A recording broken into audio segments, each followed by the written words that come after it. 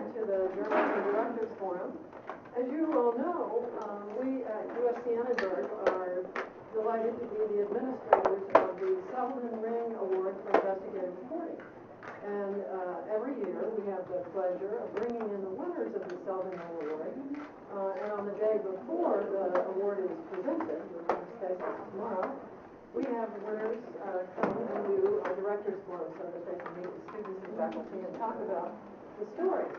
And this year we have the particular pleasure of bringing in folks not from New York or Boston or Washington or Chicago or other points farther away, but from right down the street. And we're even welcoming a couple of the same people who opened our directors forums this year. On August 24th, we had Ruben and Jeff right here beside me with us when we had what has famously to all journalism lovers become known as the Bell team from the Los Angeles Times. So the Bell team is back with some new additions, and we are delighted to welcome them as winners of the 2011 Selden Ring Investigative Reporting Award. To my immediate right is Ruben Vives, who was with us on August 24th. Next to him is Jeff Gottlieb, also here. And then Paloma and Hector, I want you to tell more about yourselves. But I did note that Paloma has a nice byline on the off-wing above the falls in today's LA Times page line. So the story continues.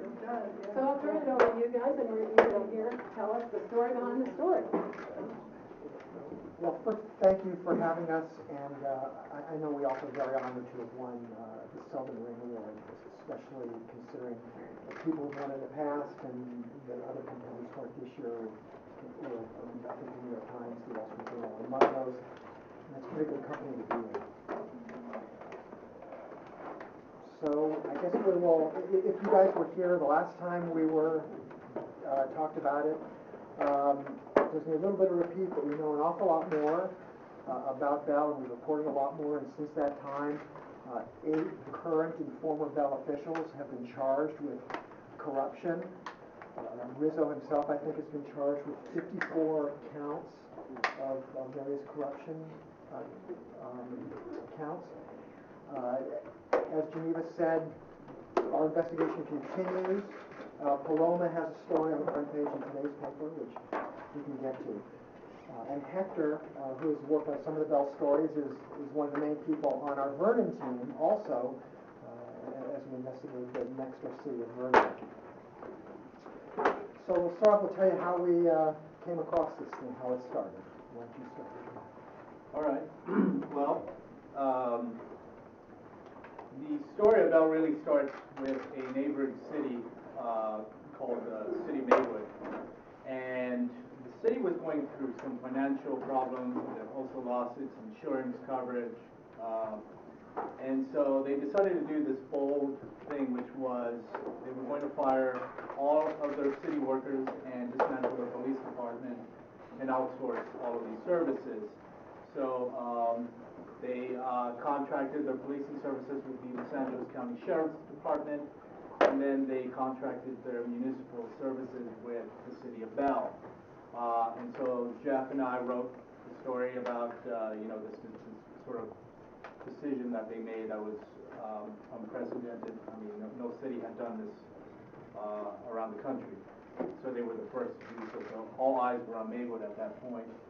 So we write the story, and then my colleague Jeff Gottlieb ended up calling the Los Angeles County District Attorney's Office. We were looking into possible malfeasance in the city of Maywood, and so he calls them up, and the question is asked, are you guys investigating the city of Maywood?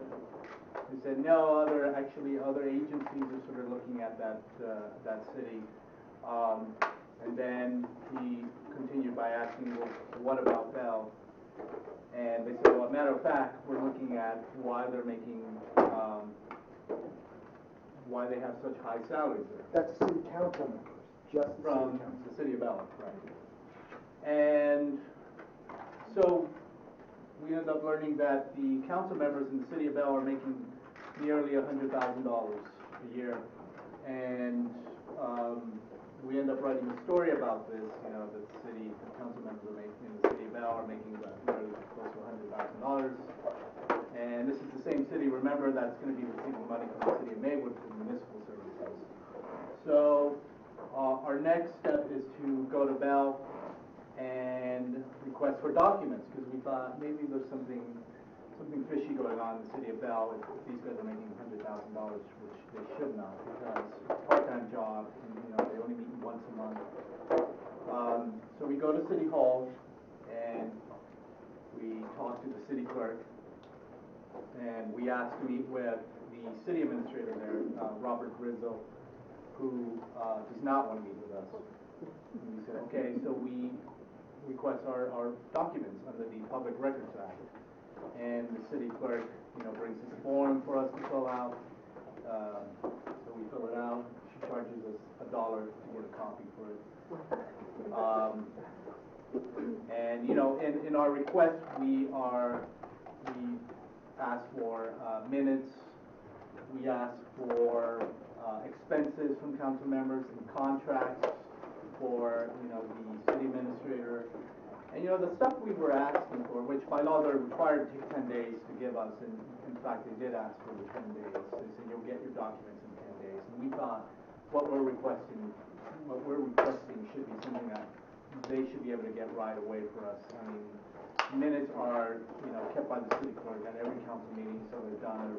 Or, you should be able to go to a file cabinet, pull the minutes out, and say here you go. But they did not do this, and then Jeff Gottlieb starts calling the city clerk, and she wanted.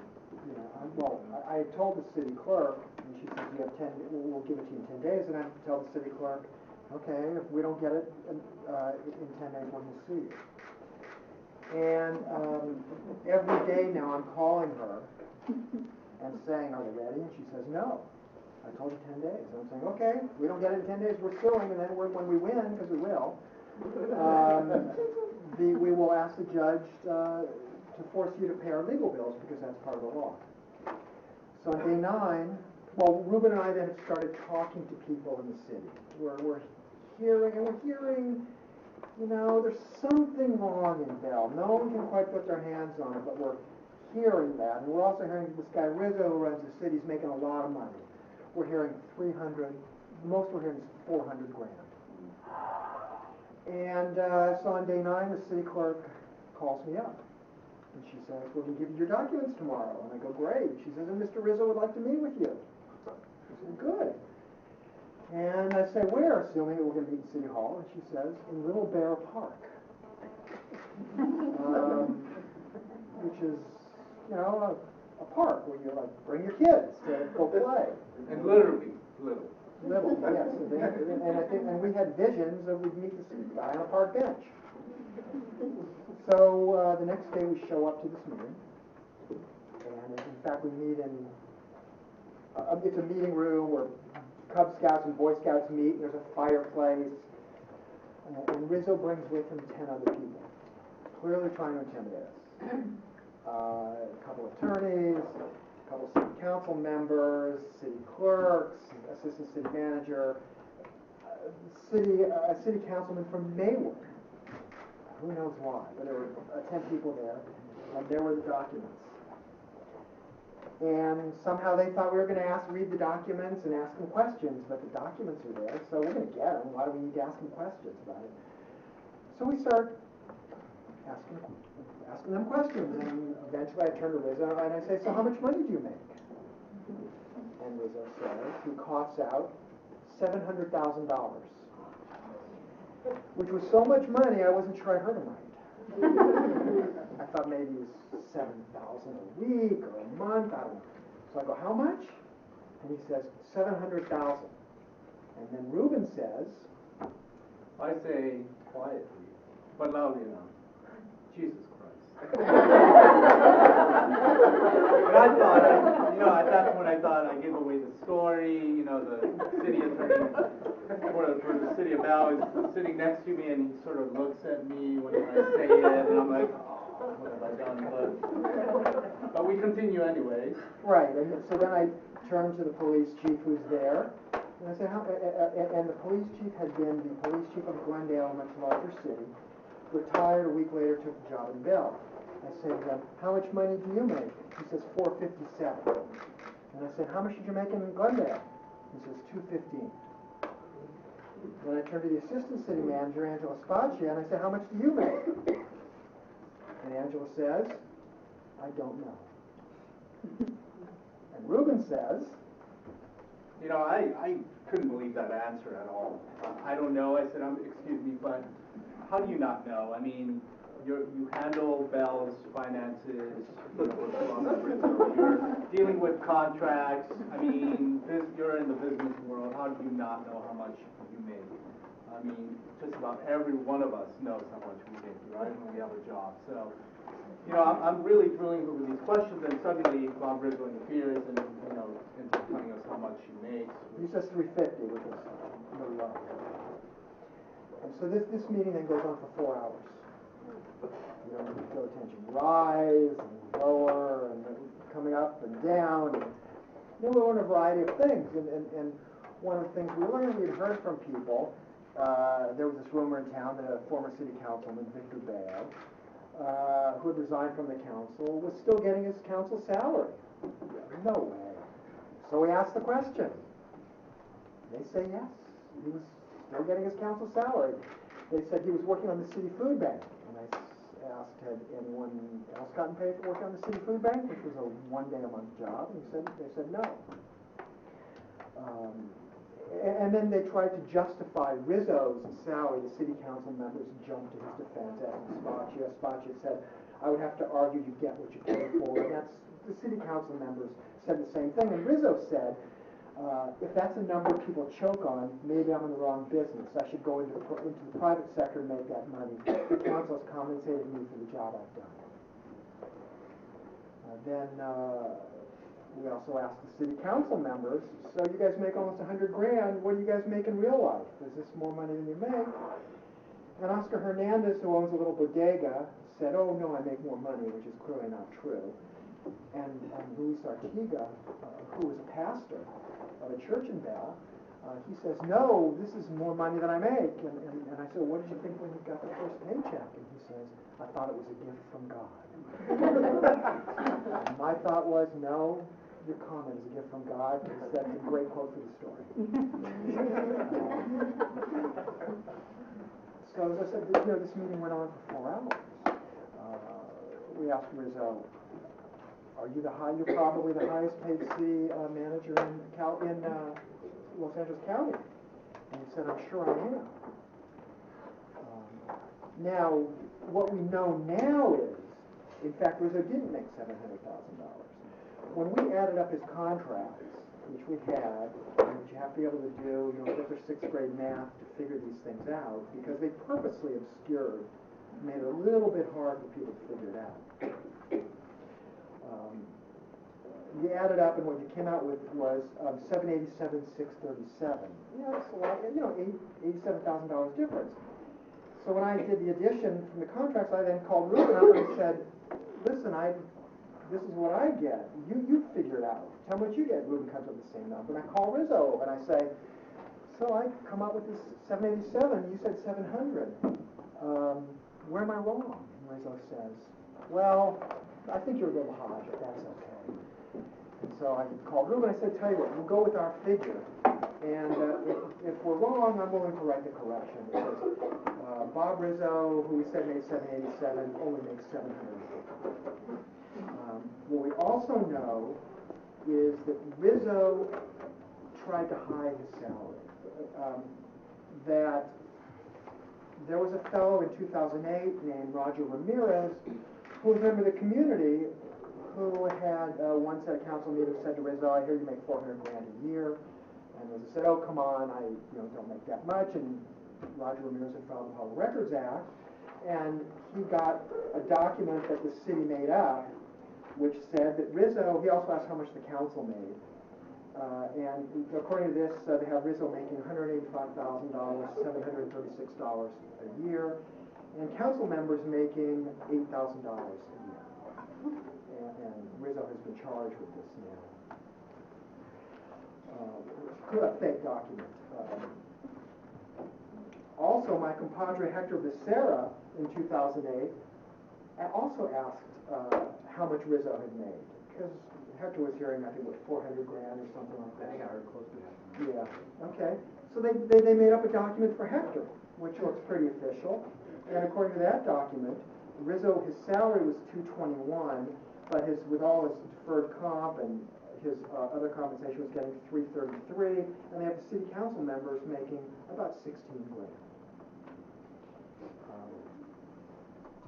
What we also know is Rizzo in 2008 had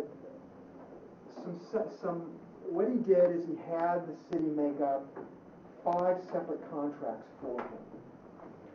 What these were, he was getting the same pay.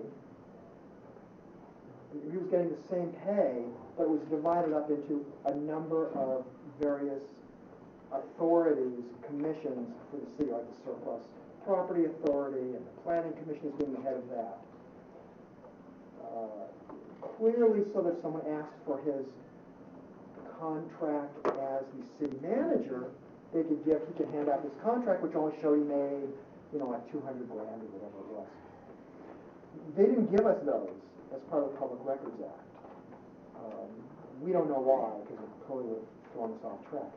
What was really interesting is what we found out, in fact, Ruben found this out. The contract was signed by Oscar Hernandez as mayor, dated 2008, and Oscar Hernandez was not mayor in 2008. So Ruben calls me up and tells me, because I usually work at home, and Ruben calls me up and says, hey, listen, those contracts, which we hadn't gotten a hold of, as I said, we didn't get them as part of our original Public Records Act. He says, those 5 contracts, and I said, yeah. He says, Oscar wasn't there. Because George Mirabal was. And I go, you sure? I go, check. So we have at the office what we call the bell room, which is a room which is just all of our documents. And so Ruben goes in there, and go ahead, Ruben. I go through almost 2 years worth of minutes, so it's like a big stack of all the meetings, council meetings basically have been held for those 2 years. And it turns out that in 2008 there was some sort of power switch, and in fact then Mayor Oscar Hernandez stepped down as mayor, turned the powers over to another council member. It rotates, right. And the powers suddenly were given to Councilman George Mirabal. So since those contracts said September 2008, at that time, George Mirabal should have signed those contracts, which he did not, which meant that these contracts were not good, were forged.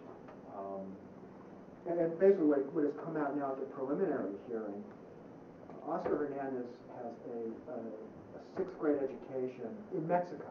And so what happened, the city council passes various things, and Hernandez would come in and just sign these various resolutions, and they just sort of slipped this in, this stack of papers he was signing. And that was under the direction of Bob Rizzo. I mean, the city clerk who was testifying said, he asked me to try to get Oscar Hernandez to sign this, which, I didn't feel comfortable doing, and so I sort of slipped it in with, the rest of these documents which he has to sign, and so he unknowingly just signed it, approved the contracts right there and then. And then what we later found out is even this 787 on the contracts wasn't what Rizzo was making. We found out he was in fact making $1.5 million. Because we found he was making $1.5 million, Spasha about 846, Adams about 770. That was because in Rizzo's contract, he was getting 26 weeks of vacation and sick leave, which he would cash in. Now think of that, 26 weeks he was written in his contract. Just astonishing figures. And Rizzo has a horse ranch up in the state of Washington. And he doesn't now, I don't believe, but he was breeding horses and he was spending a lot of time up there, but he was cashing in most of that money. And they were not the only people in Bell who made a lot of money. The director of of Administrative Services was making $421, outrageous salaries. The Director of Community Services was also making about that much money, and Rizzo was just throwing that money around. What he was also doing was giving loans to employees. There were about 50 employees, and this was never approved by the City Council. He just would give them loans. Spaccia got about $300,000 worth of loans. Rizzo had a couple loans for $80,000 that he sort of didn't use. He kind of used it as a line of credit. He would pay it off, and then the council had agreed to. That's the one loan the council agreed to. But he kind of came out of court. He would use it as a line of credit. Okay, I paid it off. Okay, now I can do it again. And also, one time he took a $95,000 loan on his what is the equivalent of a 401k. I think it's 401a for for public employees, and then he used city funds to pay it back. I think there was also a loan to the city business. Right. There was a Chevy dealer, Saab Chevrolet. Rizzo gave them a $300,000 loan, but it wasn't to the Chevy dealer. It was to the owner. I mean, and you see it just says to Randy Saab. It's a 2-page. If I were to give someone a loan, it's the kind of like IOU I would write. $300,000, and a year later, Saab defaulted on it, and this eventually went to court. And then this was approved by the City Council, and Rizzo was charged with that. 2 city councilmen, Oscar Hernandez and Luis Artiga, also got loans. $20,000. Artiga got $40,000 in 2 separate loans. Hernandez got 1 loan, and they've been charged with that too. And the city council members have been charged with the way they got their pay. They only got paid $150 a month for being on the city council. It clearly doesn't add up to $100,000. But what they did is they were all, their salaries were boosted as members of these various authorities and commissions. So they would get $1,500 a month each of these various commissions, and that jacked up their pay. But these commissions either didn't meet or met just for a couple of minutes. For example, the Surplus Property Authority met once between January 2007 and July 2010. The Public Finance Authority just met once in that time. The Solid Waste and Recycling Authority had not met since January 2005. And there would be meetings, for example, in July 31st, 2006. The Planning Commission met from 8 to 8:03. The Redevelopment Commission met from 8:03 to 8:04. The Surplus Property Authority met from 8:05 to 8:06. The Surplus Housing Authority met from 8:06 to 8:07. Public Finance Authority met from 8:07 to 8:08. And that's why we wanted to look at the minutes, because this was all, very plain in the minutes. It was all spelled out.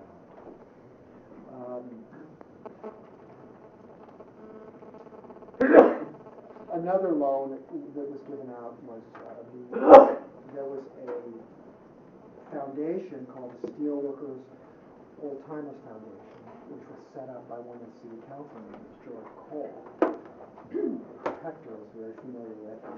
And Cole, the steelworkers, who also does business with the city, they run their, what was the right thing called? Shuttle transportation. Yeah, what is it called? Dial Ride. They got $72,000 loan from the city. So this stuff, kind of went on and on and on. Once our story appeared, our meeting with those guys was on a Friday. The story appeared the next Thursday in a very un-LA Times-like format. It was the lead story in the paper, and it had, the headline was, "Is a city manager worth $800,000 a year?" And it had graphic. It's shown, kind of like the stock market. It's a graphic, and you see this Bob Rizzo's salary sort of rising throughout the years, and it's just like skyrocketing upward. And it took about 3 columns of the paper, which was a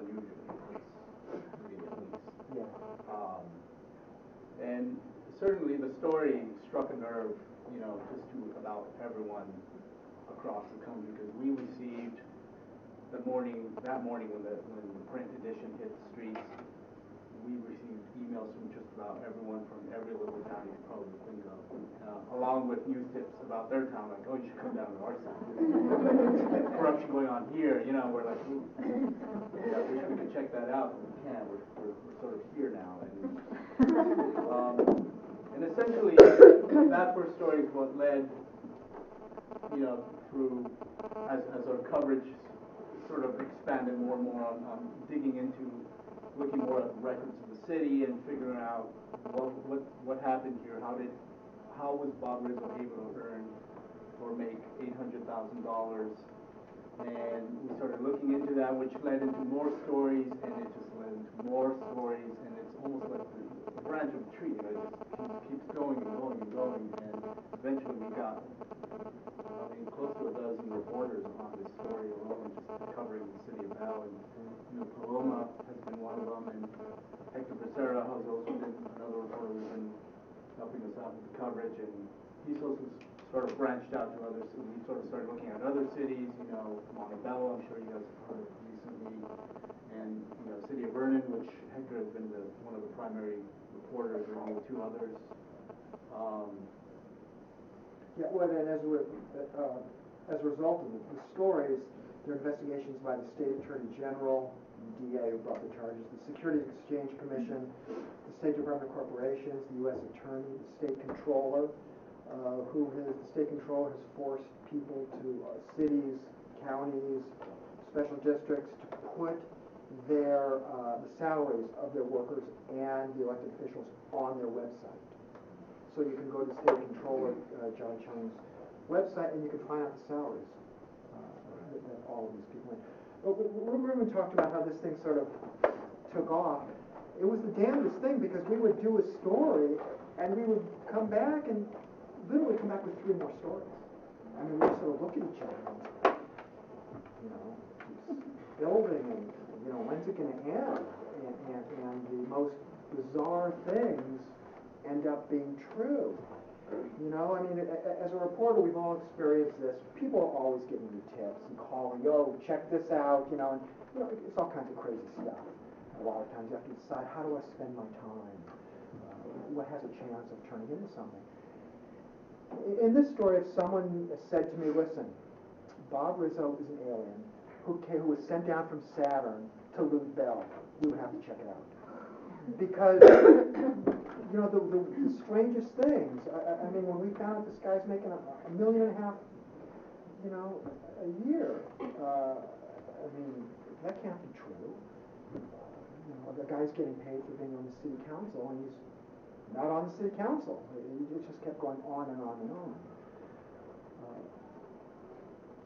You know, Paloma has a story that's on today's paper, which is a good example of how we're continuing to investigate that stuff, and she should talk a little bit about that story. Yeah, actually, just sort of echoing what you were saying, as a reporter who didn't break this story, and I sort of listened to them talk about it, like, as a fan as well, just sort of in awe of how amazing the salary story has been. I was brought in probably about a month later, and you know, the voter fraud story. Right. Yeah, for the voter fraud story, which involved a lot of knocking on doors in trailer parks, and it was a lot of fun. But yeah, I sort of thought, well, you know, it's a great story. I definitely want to help out, but how much more can there, you know, possibly be? What else can there possibly be?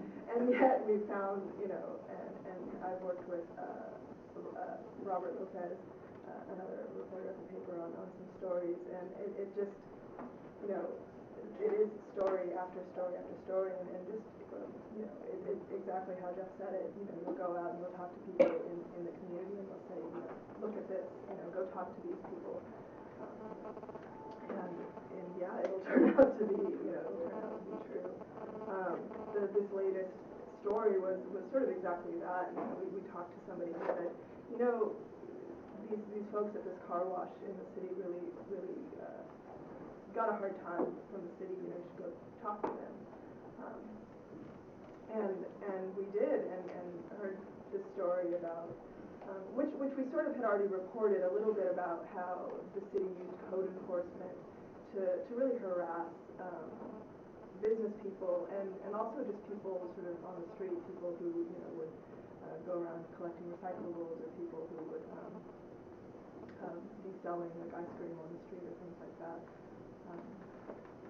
And so in talking to these car wash owners, they sort of told us this really, to me, sort of sad story about how they had been harassed and ultimately shut down for a year, while the city at the same time was purchasing their property,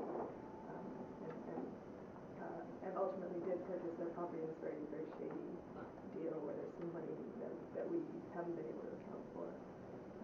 So yeah, it's pretty amazing. Every seems like every lead that we get turns into something. And this, if you have questions, you should ask them, because just don't be afraid. Just throw things at us. When this story hit, like I said, the story appeared on a Thursday, and there was a regularly scheduled council meeting on Monday. And really all hell broke loose in Bell. And that meeting, Bell's city council chambers is seats 92 people. And most of the time that was way too big. 5 people would show up to this meeting. That's one of the reasons they could get away with this stuff. And so Ruben goes to cover the council meeting, which was at 6 o'clock, right? Yeah, I mean, it was around 6 o'clock, the meeting was starting around 7, and I show up, and I'm driving there, and I'm thinking, okay, there's probably going to be a few angry residents, like the entire city practically outside of City Hall, not including the media. I mean, there was like all the parking spaces were taken up by news vans, and it was the strangest thing to see. I mean, here's the city of Bell that no one had heard about, no one really knew where. I mean, I'm sure every Californian has probably driven by it and didn't realize it. I know I did. And just, there was an enormous crowd that was just angry and yelling, and it's just years of probably all this anger that they've been sort of trying to figure out what's wrong with our city. Something's going on, and I can't exactly pinpoint what it is, and now I know what it is. And almost every resident was out there. So I was inside. I called, the news desk, and I said, hey, there's just way too many people out here. I can't switch from going inside City Hall and figure out what's going on and going outside and getting reactions from residents. And I think you were ready to go home that day. Yeah, I was ready to go home. And so he ends up driving the Bell, cursing me, probably. Could have gone home. And you get there, and you tell this part. I get there. There are people outside. I mean, there's protesting and screaming, and there are, placards. And okay, so I go up, show up, and I'm holding a reporter's notebook, so that helps identify me a little bit. And we had done a video on our website, so people had seen that, so they knew a little bit what we looked like. There must have been 500 people out there, and they see me, and it's hard walking through a huge crowd of people. They literally, the crowd split. They split. They're patting me on the back. They're asking for my autograph. It was amazing. Yeah, it was amazing. If they had a red carpet, they probably would. Yeah. Well, there was another meeting that Ruben was at, where the council goes into closed session, and the crowd starts yelling, Ruben, Ruben. It's funny how that really happened. I mean, they went into closed session to discuss some items, and the residents were fed up because the council's been known to going into closed session and staying there for like hours on end and waiting for residents to one by one just get bored and leave. And so like these residents are just so angry that they're not leaving. I mean, they're camping out literally on these seats. I mean, there's people with blankets sleeping. And they start getting angry. It's like, we demand them to come out, and they're yelling, and then some residents, let's hear it for Ruben, and then they're chanting it out. I didn't know how to react to that. I just stood there like, Right, he calls me up and goes, "You gotta hear this." You know, But the reaction has been overall very positive from the residents, but you know, it's also been very rewarding to see the changes that are happening. You know, they recently had their municipal election, their general election, plus the recall election, in which 95% of the residents there, you know, basically recalled all the council members. You know, it was a very historic election for them, and you know, I'm sure they're very proud, and there was a lot of celebrating down that day. We were in Boston doing for something else, so we weren't there for that. You know, but this is the first time the city has elected a new council. You know, there was a system in place where a council member would step down just a year before his, 2 years before his term was up, and then they would appoint someone else to sort of fill in that seat. And this is the kind of thing that was going on that prevented other people from, you know, trying to beat these candidates in regular, you know, general elections. Just it's almost impossible for you to be an incumbent, especially when they're getting support from the other council members. And you know, so it's rewarding to see that these residents now have waken up and they say, you know, we really now need to keep an eye on our government. We need to participate, and they're doing that. You know, they're participating in candidate forums, you know, before the election was happening.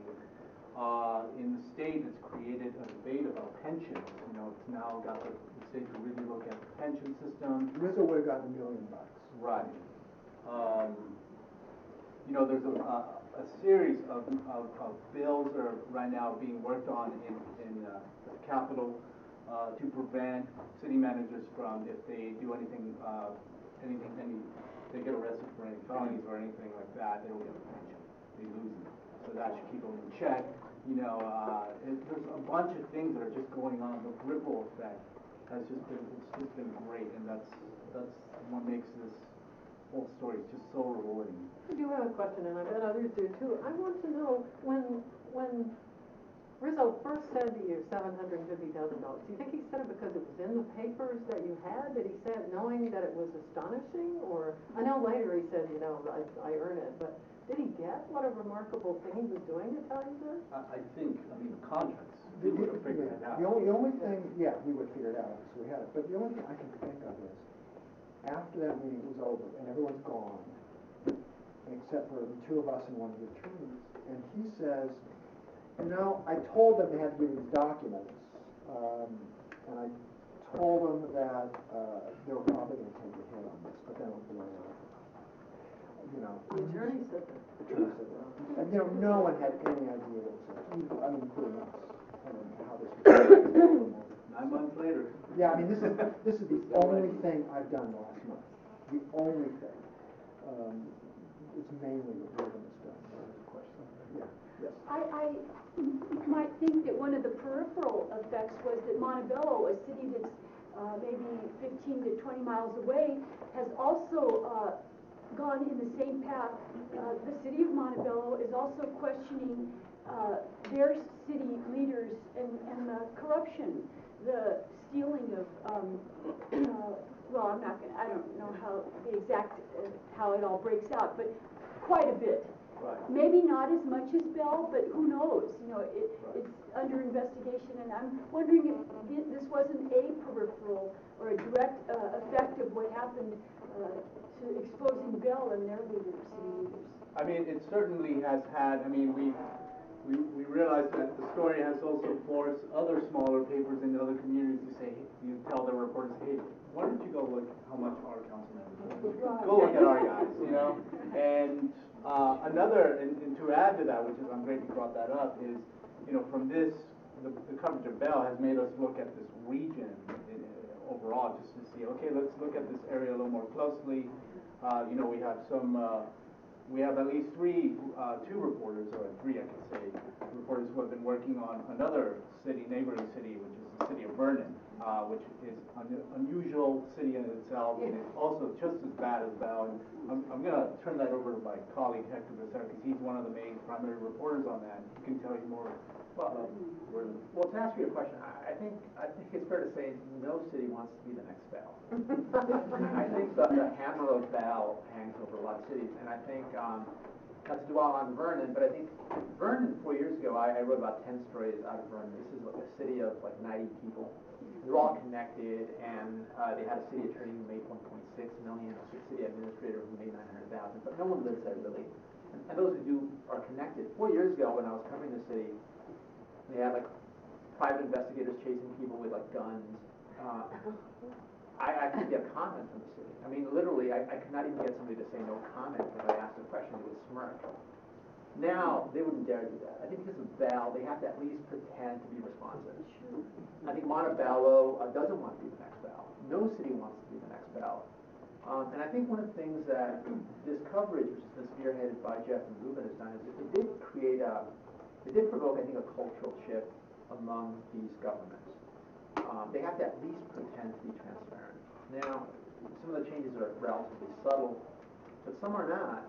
And I think for a lot of these cities, they're never going to be able to operate the same exact way. And if there's going to be corruption, they're going to have to find, extra creative ways of doing it, because the old tricks aren't going to work, I think.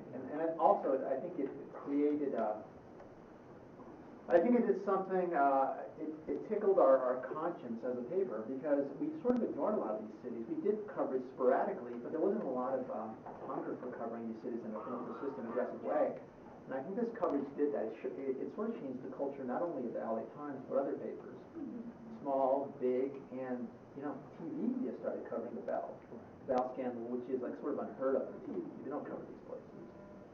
But one of the things, I think after that the first story came out, I think every editor in every paper, in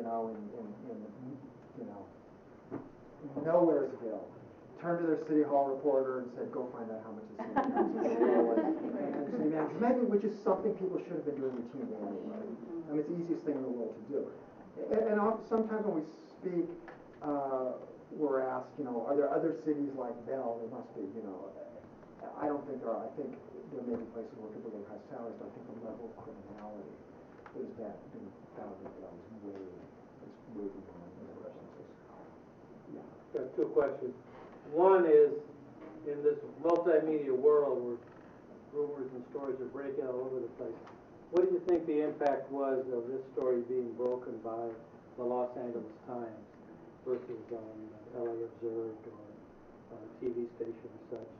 And secondly, you said it's the easiest thing in the world to find out what a city manager makes, but looking at some of the reporting that you delivered, it's not necessarily easy, because they're getting paid for being the city manager, and then the redevelopment agency head, and then a meeting fee for this, and then a mileage allowance for that, and a car. Well, I think they're absolutely, I think they're right, and then I think and that's a good point, but what's interesting, the question becomes, why did they give Hector a fake document, and give us the real thing?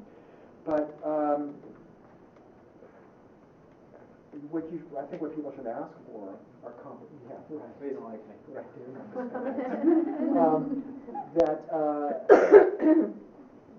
you ask for, compensation, which was everything, and we asked contract. I mean, Hector, I think, if I recall, right, you told me, Hector asked for, what Rizzo made for something. It was total compensation. Total compensation. They should. Yeah, well, clearly they should have, right. We'd written it, I want to see his contract. Right. If people are going to go out of their way to give you fake documents, like in fact they did, I mean, really, you can't fight that, but when they do that, that's one of the things Rizzo has been charged with, doing that.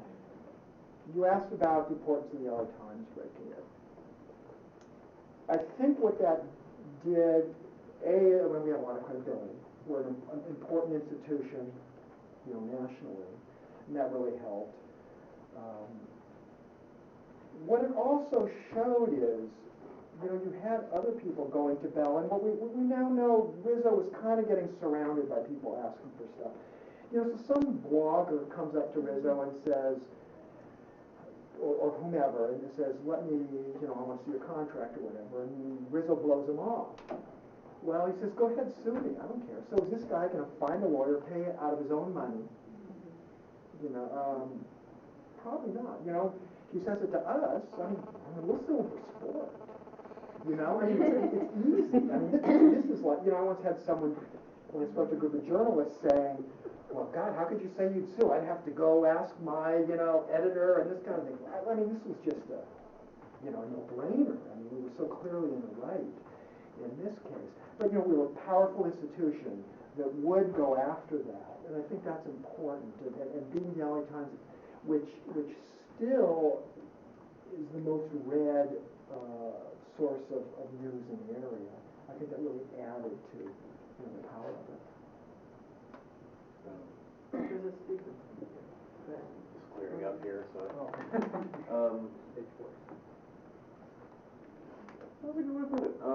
Part of my geographical ignorance, I just kind of moved here. The question was, where exactly is Bell?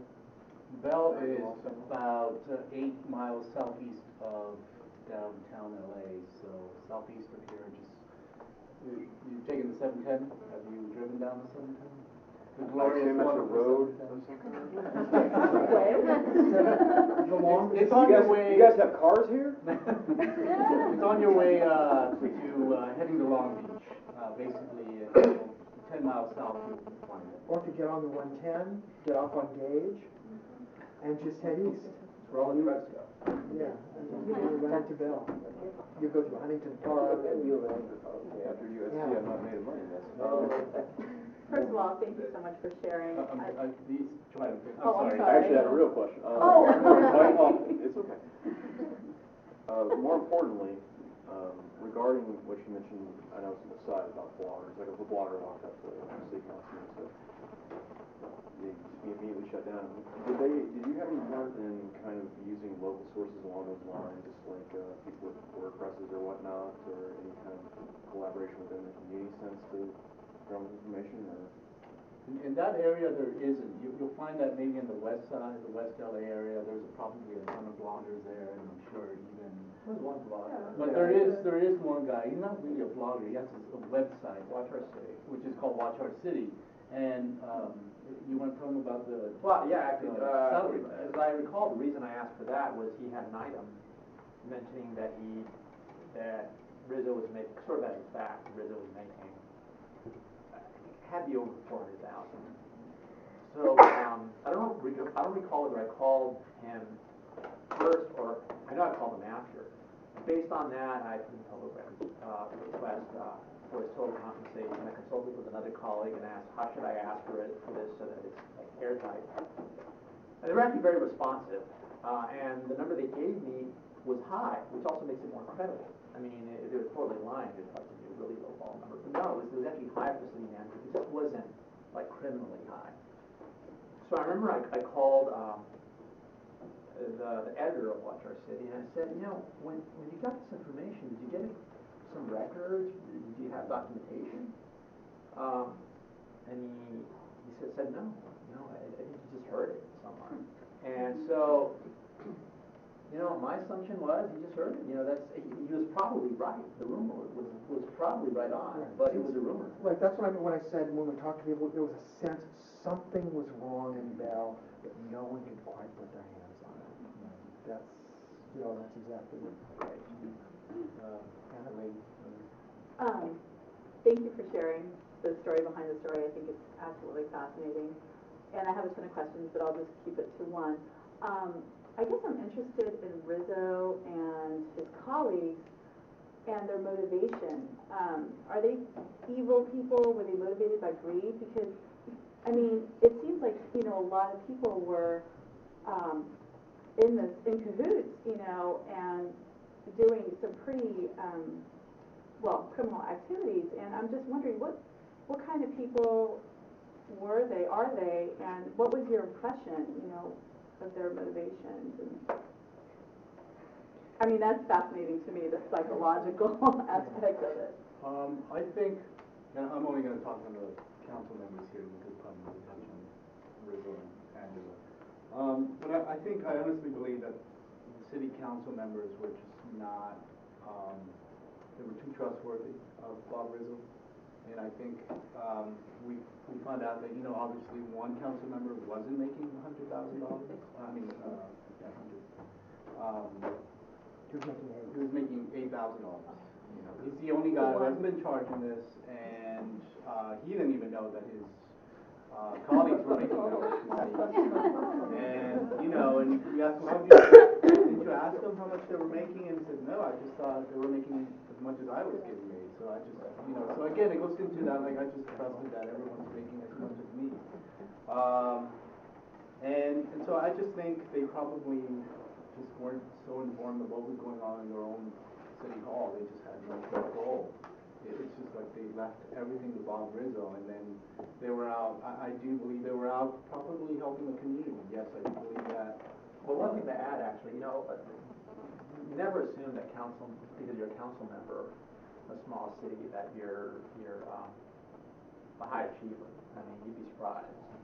Water districts, council, you get people that you just, it blows you away that they actually are, you know, are blessing.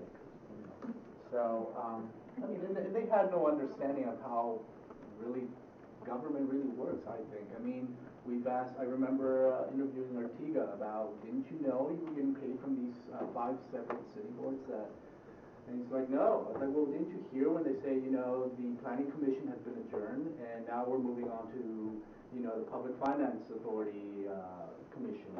You know, didn't you hear those words? Like, no, I thought it was all part of one single meeting. It's like, well, you know, they're all separate meetings. Yes, they take place in one day, but they're all separate meetings. And So part of it's ignorance?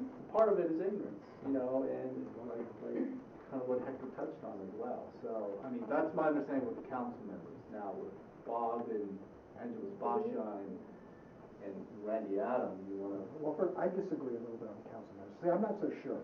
For example, we now know that a couple hours before we had that big powwow with all those guys, Rizzo calls in Ortega and Oscar Hernandez, who were at the meeting, and he says, oh, listen, remember I told you guys I was making $300,000? Well, I'm not, I'm making $700,000. Now, if I'm a council member and a guy says that, I just turn around and, you know, and say, fine, I'm going to fire you at the next meeting, you know, and maybe bring you up on charges to investigate and see if it's illegal. They didn't do that at all. So I'm not so sure on all of the council members. I'm not quite sure. You know, I was talking to somebody that week before, the 10 days before we got the documents. We were talking to people, and I was talking to a woman who said, you know, and by then we had written the city council members were making $100,000. And she said, I think, you know, what happens is people get on the city council, and their check shows up, and they figure, that's just the way it is. That's the way it is. Now, in terms of Rizzo, I don't think you can, I think the only answer is greed. I mean, because what you'll also have with Rizzo, what has come out is all these contracts. And 1 year he got, I think, a 42% raise, and his salary's going up, up, up. Well, it turned out the city council never approved of those contracts. Never approved the contracts. He was writing these contracts, giving them to the finance director, and salary was going up. Can I ask you something? Because I'm actually curious about this. At some point, he had to know it was going to come out. And when he retired his pension, you know, it seems so reckless, almost politically suicidal. You know, what's interesting is what you can see when you look at the documents. We did a story that had to do with Bell's employees, basically, had the best pension of any public employees in the state. Because it's a little complicated, but and that includes Rizzo. But what you also see from documents is Rizzo and Spaccia are setting up this other supplemental thing for themselves, you know, and that's going to give them even more money, and you can see they're getting ready to make their getaway. You can sort of see that they're getting ready. So I think ultimately they were just, you know, in a couple of years they were going to make their getaway, and you know, then it was adios amigos. Who cares what happens to the city? Talking about this greed, where that comes out is in some emails. Where Police Chief Randy Adams, he's negotiating with Spaccia in 2009 about taking the job, and he writes, I'm looking forward to seeing you and taking all of Bell's money. And Spaccia responds, you know, laugh out loud, well, you can take your share of the money just like us. And there's a reference to, what was the pigs one? Pigs. Yeah, let's not be pigs, Or not hogs. oh yeah, hogs get slaughtered. slaughtered and something Pigs, like yeah. that. So, there was a sense of knowing what was going on. But also, getting back to what Ruben says, so these city council members who were never approving the contracts, I mean, you think one time one of them would say, this guy's not on the council for, like, hey, how come, we've never approved your contract? I mean, it would dawn on them, but it never did. It dawned on them until we started asking them. Oh, Yeah. oh, I didn't know that.